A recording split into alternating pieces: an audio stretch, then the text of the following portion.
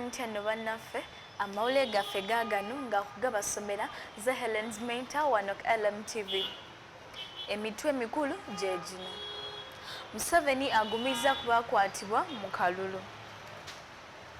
Dduwa ya Mzata esomeddwa mu wakati mu by'okwerinda.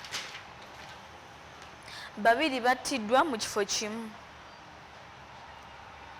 Bawambye ow'ennansana ne bamutta. Bakutte abannaapu babiri okuli n'eyawangula mmeeya.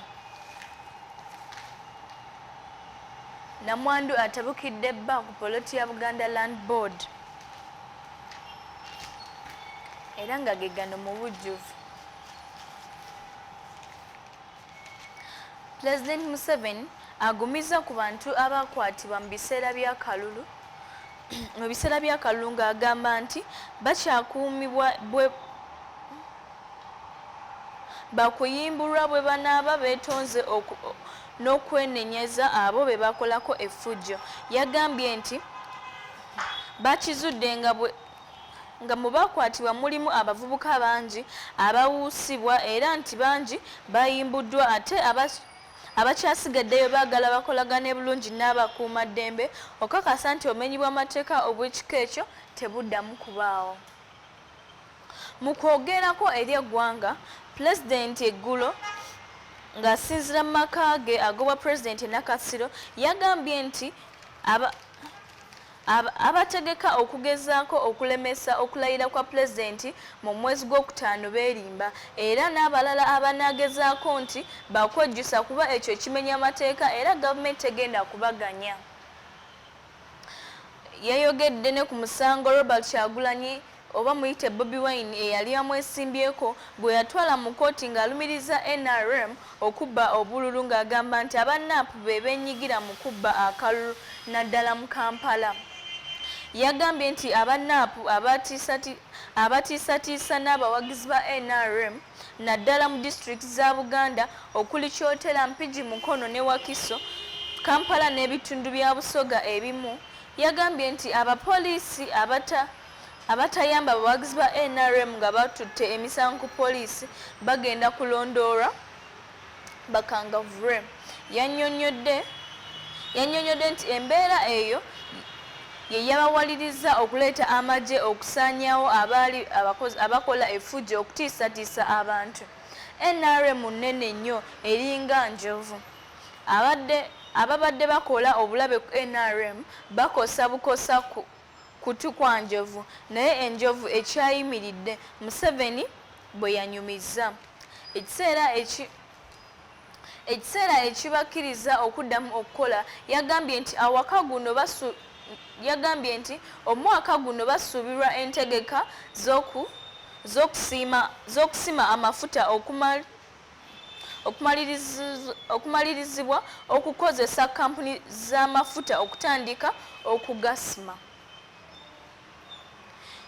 Yayogedde ku byamaguzi bya Uganda naddala kasooli ebiremesebwa okuyingira mu Kenya n'agamba nti eddagala ly'ebyo byonna lyakuwagira mu kago gwa East Africa.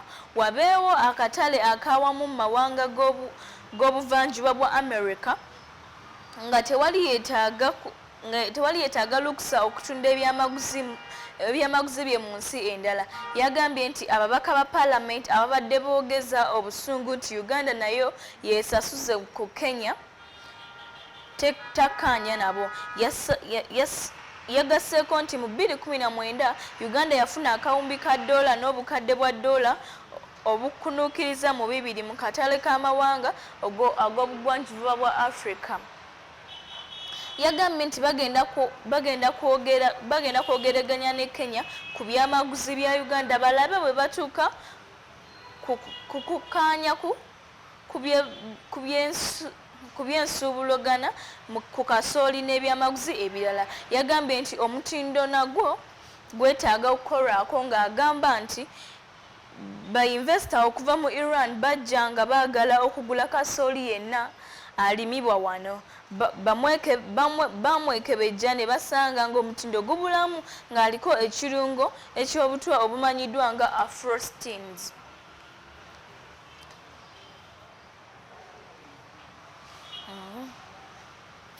Era Museveni yagambye nti ebyenfuna bitandise okutereera era abali mu ntegeka ezitegekawo ettu ery'enjawulo okuyambako abali mu bizinesi ezibadde tezikola omuli ebbaala ab'ebivvulu n'abakolera ku nguudo okukakasa nti ensimbi ezo zibayambako okuddamu okukola gavumenti gyabwe obulungi nga gavumenti etuusizza ekiseera ekibakkiriza okuddamu okukola. Yagambye nti omwaka guno basuubira entegeka ez'okusima amafuta okumaliriza okukozesa kampuni ez'amafuta okutandika okugasima. Yayogedde ku byamaguzi bya Uganda naddala kasooli ebiremesebwa okuyingira Kenya n'agamba nti bagenda kutuula mu nteeseganya ku mukago gwa East Africa wabeewo akatale akawamu mu mawanga g'obuvanjuba bwa Africa nga tewali yeetaaga lukusa okutunda ebyamaguzi mu nsi endala. Yagambye nti ababaka ba Paalamenti mu 2019 Uganda yafuna akawumbi ka ddoola n'obukadde bwa ddoola obukunuukiriza mu 2 mu katale k'amawanga g'obuvanjuba bwa Africa.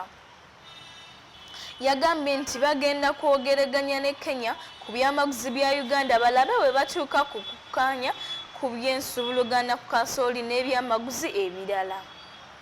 Yagambye nti omutindo nagwo gwetaaga okukolwako ng'agamba nti bayinvesita okuva mu Iran bajja mu Uganda nga baagala okusuubula kasooli yenna naye nga tebasobola kumutwala kubanga waliwo omutindo ogwali gubulamu kasooli nga kasooli aliko obutwa bwe bayita afroxins nga tebanna gye basobola kumutwala. Lydia ne Becky mukuliko ennyo abasasi baffe.